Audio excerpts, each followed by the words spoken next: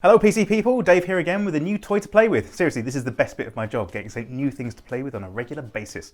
And today we've got Valve's unreleased Index VR kit here right in front of us. It's fresh from being impounded by UK customs for a week. I'm blaming Brexit for that. But it's now free and we're finally allowed to start playing with this new generation of virtual reality goodies. When we say new generation, I'm afraid we're still not talking wireless and the resolution hasn't really changed that much. So basically, this is Valve's own new virtual reality setup and a genuine update on the Vive. It comprises of not only an updated VR headset, but also some seriously advanced controllers, the artist formerly known as Knuckles, and a second generation of tracking base stations too. And honestly, I'm more excited about this new VR kit than I really expected to be when it's first announced. So let's dive into the box and see what we've got. I'm cutting in. This is it. This is the first time we've honestly not actually seen into this box at all yet. That's actually, it looks pretty cool.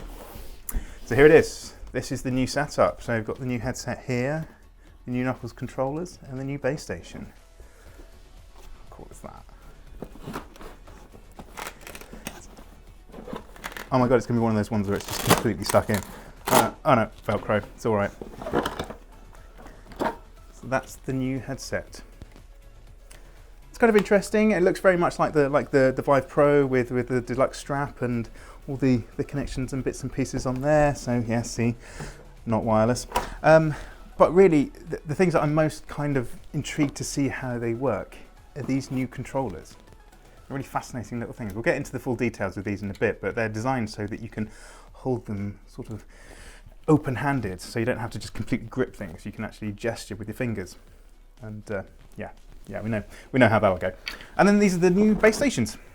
So they're sort of the same ones that are used for the Vive Pro and compatible with the Vive Pro, but they're a little bit more updated, sharper, and higher fidelity. Interesting stuff. So what else have we got in here? Some cardboard, wires, things, rubber.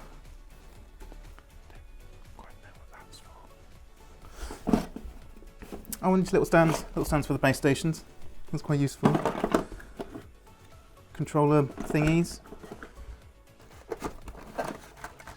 What the hell is this? What the hell is this? This is probably where you should be reading instructions and stuff, but that's boring.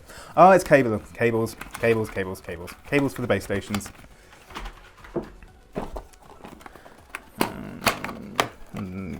Power connectors for the base stations. Power. Yeah, boring. What else have we got here? I really don't know what this foamy thing is. That's got to be some replaceable thing for the headset. And here, that's all the powery, cabley bits for the headset. Okay, so that's the kit out of the box. But what's actually in there? The headset is the most obvious thing to look at first, though I'd argue maybe it's not the most important part of the kit, but we'll come to that later. Anyways, the Index headset comes with a higher overall resolution than the original Vive, matching the dual 1440 by 1600 per eye resolution of the Vive Pro, and that's set between two individual screens set inside the headset. But it's not just about the resolution itself, as Valve is also making a lot of noise about the overall fidelity of the RGB LCD screens. They're promising 50% more sub-pixels than the AMOLED screens used in the Vive, which ought to offer greater sharpness for the same rendering load. So it should be sharper and isn't going to tax your graphics card anymore. But it should also help to cut down the dreaded screen door effect too. The twin displays also offer more varied refresh rates too, offering 80, 90 and 120 Hz operation with an experimental 140 Hz mode available too. The screens are only one part of the equation though. The optics also play a major role in the fidelity of the final image to your eyeballs. The updated optics allow for a greater field of view, typically about 20 degrees more than the Vive, which puts it around 130 degrees.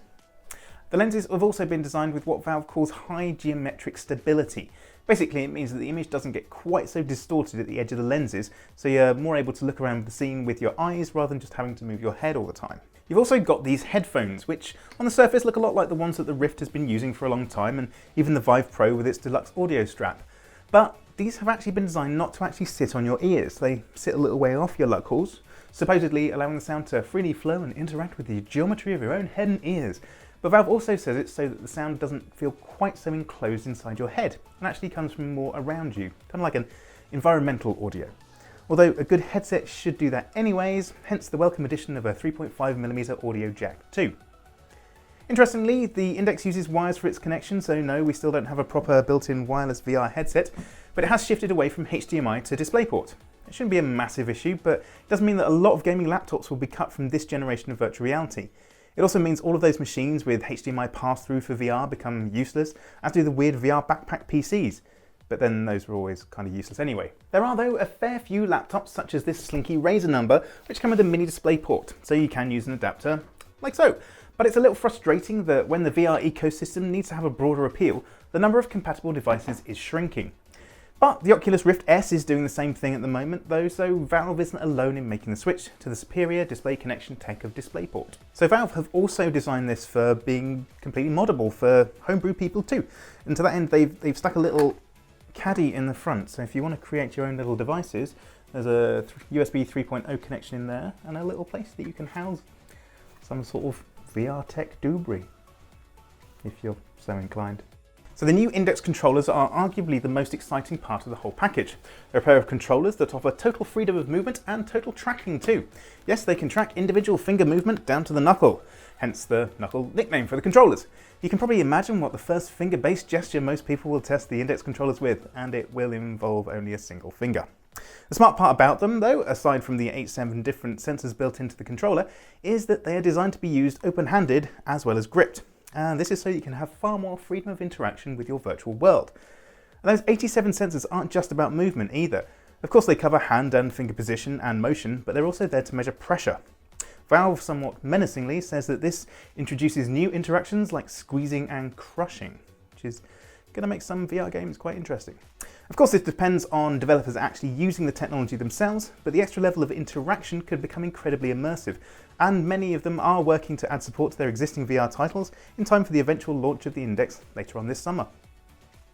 While it is possible to use the original Vive base station controllers with the Index, version 2.0 offers support for a play area that's 400% bigger than what you can achieve with the old school options. The new base stations have an improved range of 7 meters and a maximum play area of 10 meters by 10 meters. The original Vive was about 7 meters by 7. They're also far more accurate in order to be able to fully realize the extra motion that the controllers afford you. To that end, each base station has fixed lasers which will sweep the room 100 times every second, and will do so with sub-millimeter precision to capture every gesture. Sub-millimeter, smaller than a millimeter, that's freaking precise. And lasers too. Well, that's Valve's new Index virtual reality system out of the box, and now it's time to start playing. Check out the website for a full preview of the Index and our first experiences of this new generation of VR interaction. We would do a video of it too, but honestly, you've probably seen enough videos of people flailing around in VR to last a lifetime. Thanks for watching, subscribe like the hero you know you are, and we'll see you again soon. See you later.